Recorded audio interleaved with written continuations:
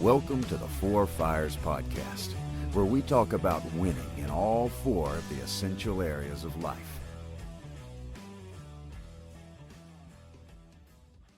All right, guys, welcome back to the Four Fires Podcast. Today, we've got a guest speaker that has been on the podcast before, Tyler Toma. He's one of the guys that's been with the Four Fires for maybe a couple years now. Yeah. So, Tyler, welcome back. Good to have you. Last time it was a group setting with me and a few of the other guys down at a beach house at a local area director retreat that we did. But today, Tyler was in town, so we decided to record a podcast, and I asked Tyler, what's a valuable story from your life and your four-dimensional journey that you think would be valuable for other people to hear? That's what we're here to talk about. It's a little bit of story time. So before we dive in, Tyler, real quick, let everybody know, I guess, maybe your age and you got a family. What do you do for a living? Give a short intro, and then we'll just dive right into the stories. Thank you for tuning in to the Four Fires Podcast. I want to take just a second to let you know about one of the resources that the Four Fires Tribe offers to help you take control of your life, take ownership, and build some authentic community to become more four-dimensional. It's called the 30-Day Ruck. It's a 30-day challenge to live four-dimensionally. You commit to weekly tasks, abstaining from a few things, and having a Zoom call with your facilitator, that's me, and the other men that are going through the ruck with you. It's a great way to encourage each other, meet some new guys that are trying to live four-dimensionally, and really hold ourselves accountable and commit to something and then keep our commitment to ourselves, to becoming a four-dimensional man. Visit our website, fourfires.com, to see more about the 30-Day Ruck and how you can sign up and reserve your spot today. Thanks, and let's get back to the episode. You know, if we start with, I'm a lawyer, everybody's going to check out and take off, but that is my profession. I am a lawyer. More importantly, I am a child of Christ. I am a father, a husband, and ultimately a guy trying to figure it out day by day and be the best version of who I can be. I've had a very blessed and very fortunate life, and there are some things, not to my own credit, but to the credit of all the people I've been around in life who have instilled some valuable things in my life, and certainly value that can be added to other people's lives, and I'm happy to, if I can give that I can give, if it's 1% of what I've received, I'm doing okay. Yeah. Because I've truly been that fortunate. So yeah, perfect. So my question to you was, what's a story from your life and your four-dimensional journey that would be valuable for someone else to hear? So I'm just gonna open it up and let you take it wherever you think it should go. Full disclosure, Jeff and I had a conversation about this a few minutes ago, so the gears are running. Yeah. This particular story, let's back it up a little bit to high school. And in high school, I was trying to be active with the youth mentorship. I was mentored, and I needed to give back. So I had a young kid that I had mentored while I was in high school, and tried to do whatever a goofy high schooler could do. But fast forward to a couple years ago, and I got a call from the same family, and there were some legal issues. And they called me in my legal capacity. So we'd gotten the legal matter resolved, and I do truly care for this young man. And so what I had decided to do was, after we had the legal items rectified, he and I went out for a talk by the lake. And what's funny about that premise was, I took him to the lake so that I could impart some wisdom on him. I could be an example. What I actually took from that and what I actually got from it was totally different. And the reason why is because it's very difficult sometimes for me to verbalize what's going on in this crazy thing in my, crazy brain of mine. But here's what's great. Part of our conversation led to an epiphany for me. And you and I had chatted about this. And what I told him, and it was the first time I was able to verbalize it, was I myself get to feel like a complete rock star. And I get to get this immense sense of pride every week at the same time. 9 o'clock on Sunday morning. The reason for that is because at 9 o'clock on Sunday mornings, I'm pulling my family up, my wife and my kids, to the church. And when we get to church, generally everybody's happy, unless there's a passy missing or snacks that have fallen. Mm-hmm. Everybody's happy. And when we get out of that car, my wife gets out, we get the kids out, and I'm carrying my 1-year-old and I'm holding my 3-year-old's hand, and we're walking into church. And they are happy. They are not worried about where their next meal is coming from. They are not worried whether dad's going to be there. They're not worried about whether dad can handle whatever's coming down the pipeline. They just know. Hey guys, it's Jeff. Thanks for watching this episode of the Four Fires podcast. If you're interested in becoming more four-dimensional, the best way, hands down, for you to do that is to start a Four Fires small group. Real life change always happens when we build authentic community and we're challenging each other, just like the Bible says, as iron sharpens iron, so one man sharpens another. If you want encouragement, if you want accountability, if you want deeper friendships with some men in your life, a Four Fires small group is your next step. Visit our website to see more information, watch the Session 1 video to see if it really resonates with you and if it's something that you want to lead a group of men through. Fill out the application, and I would love to talk with you and provide you and the men in your group with all of the resources and the tools that you need to be equipped and empowered to start this small group and to become the four-dimensional man that God created you to be. I look forward to hearing from you, and until then, let's get back to the episode. This is a good life. Mm-hmm. And most importantly, when we as a family are walking into church, we're walking into church to worship God. When I had explained this, it actually helped me understand, and it probably benefited me more than it did this young man that I was having the conversation with.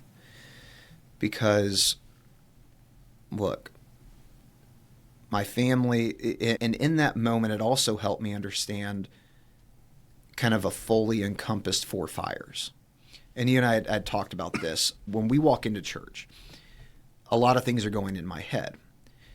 If my people fire is not where it's supposed to be, my family's not happy. They're not holding my hand. They are not enjoying life. And that's a problem. If my professional fire is not on point, and we are worried about whether or not we're going to make the mortgage payment or whether or not we've got enough money in the account to get lunch, we're not in that euphoric moment for me. Mm-hmm.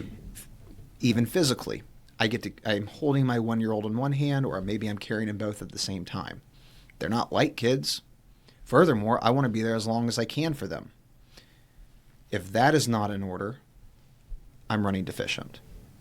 And most importantly, if I'm not right in my faith, there's no way I can have, there is a way that my children can get right with Christ, but I'm putting up immense barriers to that. Mm-hmm. In that conversation with the young man that I had, it helped me realize, number one, what is important to me? What is the directive?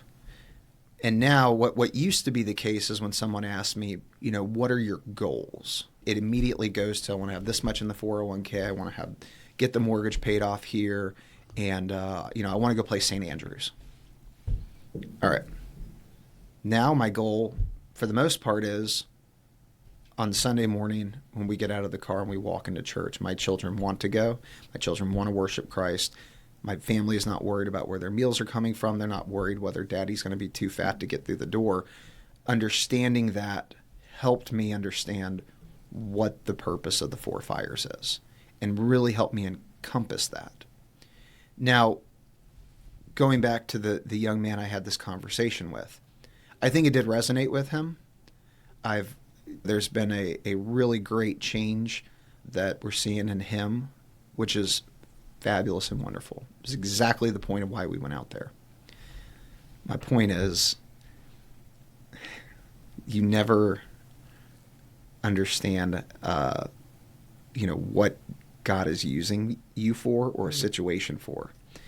And in my heart of hearts, I truly believe my intentions were right.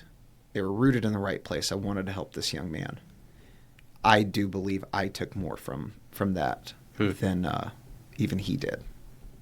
Bringing it all home, the value of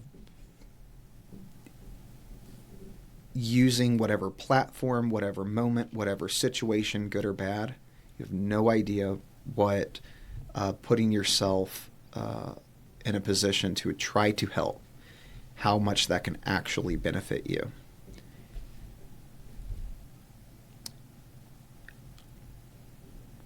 And some would call it serendipitous. I tend to think of it more as God took that situation and said, this young man needs some help. So does this one.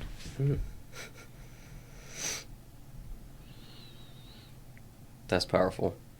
So just to reiterate what you said, or to have you say it again, what is the purpose of being a four-dimensional man? The purpose is to be the icon of Christ that you're designed to be. That is the point. I think we all fall short. We are all these beautifully flawed creatures that God has made. But I believe that in those moments on Sunday morning, God looks at me, and at those moments, he is the most proud of that image, of that icon. And I think about that every Sunday. Mm-hmm. And everything else is going on in the back of my head. I'm worried about business. I'm worried about which of the kids are sick. Always worried about finances, and forgot to eat breakfast, or God, I'm tired, and all that's going on in the back of my head. But I truly believe that God has seen all my failures. He sees all my shortcomings. He sees all my flaws. Welcome back to the Four Fires Podcast. If you enjoy listening to this podcast, please go down and leave us a 5-star rating and share this episode with a friend. It really helps us get all of this Four Fires content to more men so that we can accomplish our mission of building an army of four-dimensional men. Thanks so much. Live intentionally, and I hope you enjoy the show. But he looks at me in that moment, and he looks at my family in that moment, and this is the mental picture I have in my head as like a halfway smile, that someone's proud of you, but we don't do that whole party thing, but just kind of the side smile and well done. Yeah. Yeah. Christian Bale and Batman, where they see each other at the end. Yeah. That's it. And then after we get into church and we get him back in the car, and it's trying to get him down for a nap, and there's candy here and throwing, and then it's, in that moment we're back in the chaos. But all of that chaos, and I include the previous 30 years of my life, all of that chaos kind of almost comes to a head every Sunday for me. And it reminds me what my purpose is. Yeah. It truly, truly does. Yeah. I think something else I want to bring to light here is on the conversations that we had and the things that I know about you is it's not just the Sunday morning, but that Sunday morning thing for you is the reason that it's so good is because all throughout the week you've told me how you're praying with your 2 sons and you're praying with your family. And so it's the four-dimensional journeys by day, by week, by month, by decade. And so I just think that that's definitely something that needs to be brought to light. If it's not just that one moment the week, that one moment doesn't happen unless you're doing the consistent work. Precisely. Like you had said about if my people fire, if I'm not present with my kids, if I'm not making my wife feel loved and cherished, then that moment of peace and happiness and joy getting out of the car on Sunday morning doesn't happen. So it's not a we're just pretending on Sunday mornings. That only happens because of all the other work that you do. Yeah, I it's almost like if you get paid every 2 weeks, all this stuff for those first 13 days, the flashpoint is when it hits the direct deposit and it's in your bank account, right? Mm-hmm. But all of that goes into those previous 13 days, that is when you're ultimately earning that, right? Mm-hmm. So absolutely. Mm-hmm. I mean, every week for me is chaotic. It's always something. But it's like everything else. If the physical fire isn't right, then at minimum, I feel terrible. You don't physically. have the energy to. I don't have the energy. Yeah. I'm fat, lazy, whatever it is. Okay. Yeah. And I am tired going into church, or I am sick going into church, or something's hurting going into church. Changes that flashpoint. Mm-hmm. The people fire, like we talked about, if I don't have a good relationship with my wife and kids, we may look like we're smiling, but there's tension. Right. And that flashpoint doesn't exist. Mm-hmm. If my work isn't good, we got a hole in the tire, but I can't afford a new tire. Well, we don't go to church, and that flashpoint doesn't exist. Mm. And most importantly, yes, if I'm not praying with my kids, if I'm not praying with my family, if I am not doing my best to give my kids the example of, and I don't consider it be an example of Christ. For me, it's almost like be an example of, making good with what God's done for your life. That's more of how I view it. But the point is, if I don't give my kids a relationship with Christ, if I don't or show them what it looks like to have a relationship with Christ. Right. Yeah. Then Sunday mornings, they're just going to a building to eat some goldfish. Yeah. Uh-huh. You said in our conversation earlier, you had said, if you don't have a relationship with Christ and you're not showing your kids how to do it, then that you're essentially just wasting an hour on a Sunday morning. Precisely. Yeah. Yeah. It's not for show. Yeah. And, it's, I don't really say that I'm trying to be an image of Christ. That's not what I'm trying. It's what I'm trying to do, but I'm not naive enough to say that I'm knocking that one out of the park. But, my kids are excited to go to church. Mm-hmm. My kids are excited to sing about God, sing about Jesus. And like my 3-year-old the other day, we were talking, and I tell him every night, you were safe, you were loved, and you were wise. And then I always ask him, what makes you happy? And the other day he said, Jesus. I said, why? He said, because he lives in my heart. Okay. That's a 3-year-old. Okay. All right. I'm good with it. And there's a pride that I have, obviously. But that is more validation that, the sleepless nights, the working your butt off, the, doing what you're supposed to do as a man, that validation is thousands of times more important to me than, how big my house is or what my bank account looks like. Right. Yeah. Excuse me. Yeah. All this can be cut out and edited. I think that was a good close to that.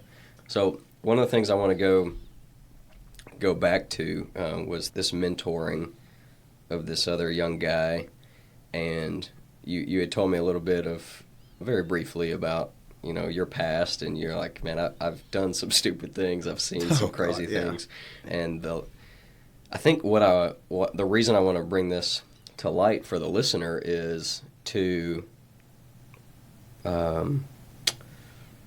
speak words of life over someone's past and help a person see that you shouldn't feel shame and guilt for maybe something in your past, because you're actually most qualified to help the person that you used to be. And God takes what the enemy meant for evil and he turns it for good, and he can use your past and maybe the things that you've seen, the things that you've done, to help somebody else. And so you got anything to add to that, to speak into that, to help someone that may be feeling like, oh, well, I'm not qualified to be a mentor of a young person because of the things I've done. But that's what the enemy wants us to believe, because he doesn't want us to help someone else grow and build God's kingdom. So do you feel like that's true? I feel 100% that your imperfections are what make you approachable. That's a good way to put it. They're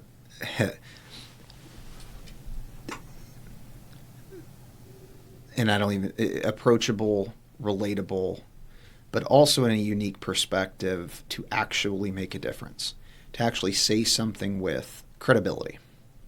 The reason is, And we know those folks who, straight and narrow, just wonderful people, have never deviated, have got a B+ on their math test one time and lost their mind. But, when it went through a yellow light and freaked out, those types of folks. But the problem is when that person meets someone, and I would call it like myself, that has a past that is riddled with imperfections, is riddled with bad choices and going down the wrong paths, and there's a issue on relatability there. Because I know for me, all of my friends in high school, all of my friends growing up, weren't the class scholar and super well behaved. Everybody I grew up with, because all my friends had imperfections. We were all the juvenile delinquents. We were all the goofballs. We were all the getting in trouble. That's what we did. But to that point is when I was in that spot, I didn't relate to anybody that, I guess you would say had the perfect life. I mean, nothing's ever a perfect life, you realize that. But as a 15-year-old, I kind of looked at some of these people and said, "You've got a perfect life. You've got." You don't understand me. You don't understand what I'm going through. You have no clue. You have no clue. So don't even try to talk to me. That's what you felt. Yeah. Well, it was don't impart your wisdom on me, because you don't. Nah. You show up to school in the BMW, and you've got all the money on. You got whatever money you could ever want in the cafeteria. To buy. That's what I saw. Right. And in my past, there were two people in high school. One was about as awesome of a human as you could ever find, for a multitude of reasons. I resonated with him because I respected him. He was not in the delinquent category. But the other people that helped me in life had flaws. That was why I could resonate with them. It's why that when they told me something, I actually took it to heart. It's nice in theory to say, here's exactly what we do. Here's what we're supposed to do. When you meet somebody that has fallen short, is not perfect, is rough around the edges, which is what I consider myself. Yeah, there's an approachability there with it. Mm-hmm. And it in high school, I would have called it cool.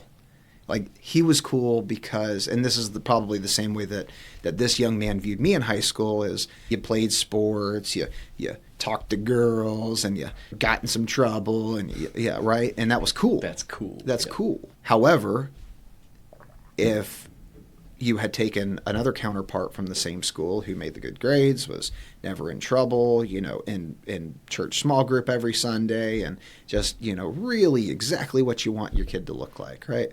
Wouldn't have worked. It would never have made if that person would have tried to mentor this guy you're Correct. talking about. Correct. Yeah. So is there a bit of advice that you have for... Use the imperfections. Okay. Use your imperfections. Use your screw-ups. Use your failings. Mm-hmm. Use those. Do not hide from them. Mm-hmm. Use them. Yeah. Use them for yourself to make yourself a better person. Use them in talks with other people. Let them know it is okay to fall short. It is okay to come from nothing. It is okay to to get into trouble here. It's okay. It doesn't invalidate you as a human. It doesn't even invalidate you as somebody trying to impart wisdom. It actually gives credibility to what I'm saying, because right. I was that person. I was in that category of, I don't know, man. I don't know if he's going to end up in college or in a jail cell, or use it. Do not hide away from it. We even see it in Scripture. Paul writes in some of his letters about, to the weak, I became weak. And he talks about like finding common ground with people so that you can build a friendship right. and share Christ with them. So this whole, what you're talking about is don't be self-righteous. Try to find common ground with someone so that you're approachable and that they can relate to you, because in this topic of mentoring someone, if we want God to use our life to help someone else on their journey, which I think pretty confident that God wants to use us to help other people grow, then it's not a prideful, I have all the wisdom, let me mentor you because you need my wisdom.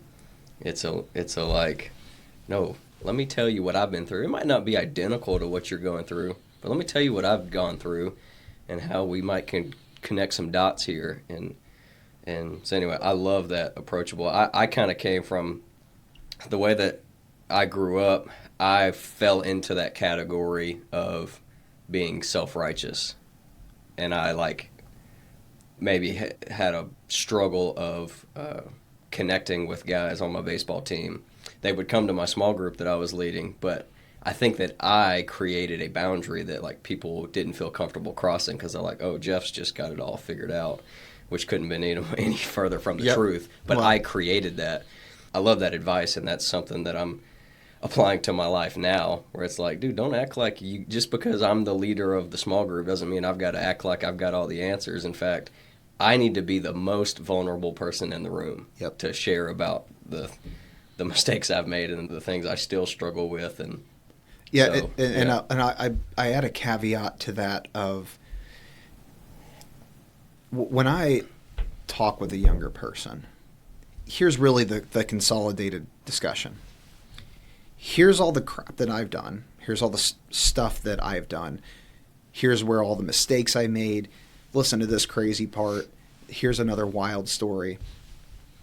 The only reason I do that was to do exactly what we talked about, pull down the barrier. I am a very, very flawed human. This is not good versus bad or good talking to bad. This is, I'm a screw up, you're a screw up. Let's talk about our screw ups. Mm-hmm. But I do that to drop the barrier, and then the rest of the conversation is not about me. Yes, that's a very good point. It's not about the mentor. Correct. Because nowhere in this mentorship talk that I'll have with folks does it say that I did that. Mm-hmm. I overcame that. No, it's not really. Mm-hmm. Unless the conversation is, I was blessed, here's why. Mm-hmm. Because God did this in my life.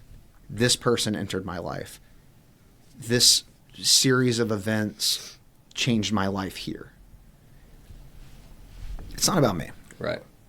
Yeah. It is, here's my failures. Pull the curtain. All right, let me show you all these amazing people. Let me show you what God's done in my life. Yeah. Let me show you what God's love for me did. Mm-hmm. That's the entire conversation. Yep. That's right. Yeah. Deuteronomy chapter 8 says God gives us the ability to gain wealth. 1 Corinthians chapter 6, I think, is, your body's not your own. You were bought at a price. Honor God with your bodies. There's so much scripture about the way that we treat others. Jesus says, love your neighbor as yourself. So, it's not look at me, look what I did, but it's recognizing that it's all a blessing from God. He gives us the ability to have live an exceptional life. Precisely. And change the condition of our heart from being selfish, look at me, look what I do, look what I can do, to, man, I'm honored that God has given me these things to steward. Yes. Yeah. We want to wrap this up. Do you have any other? Okay, I think I can just wrap this one up, and then maybe we can try to think of something else. But let me do a little conclusion. Yeah. So, Tyler, thank you so much for sharing that story. I hope I know it's been valuable for me to hear it, so I hope it's valuable for the listener to hear. And something that I want to point out to any of you that are listening to this is two of the big things that the Four Fires nonprofit is doing to try to achieve our mission of building an army of four-dimensional men is both empowering men to start small groups, and also empowering men to mentor young men with the Four Fires framework, just like the story that Tyler just shared. And if you're interested in getting some resources and some of the tools and anything that you need to help you feel empowered and equipped to go do those things, go to our website at 4-fires.com or send an email to info@4-fires.com and reach out and join the Four Fires tribe. I'd love to talk with you and get you small group books and some resources that you can use to help. We've got guys that are in their 50s and they've got a high schooler that they know and they're meeting once a week or once a month. So we have guys that are involved in the Four Fires tribe that are mentoring. It doesn't have to be anything crazy. You don't have to be mentoring a whole football team, but pick a guy that you know in your life that you'd like to share your four-dimensional journey with and mentor them. And if you need some support and resources, the Four Fires nonprofit would love to provide you with that. So go to our website, join the tribe, and reach out to us, and we'd love to provide those things, those resources to you. Tyler, again, thank you so much for your time. Thanks for having me. Always a pleasure. And until next time, guys, live intentionally, and we'll catch you on the next episode of the Four Fires podcast.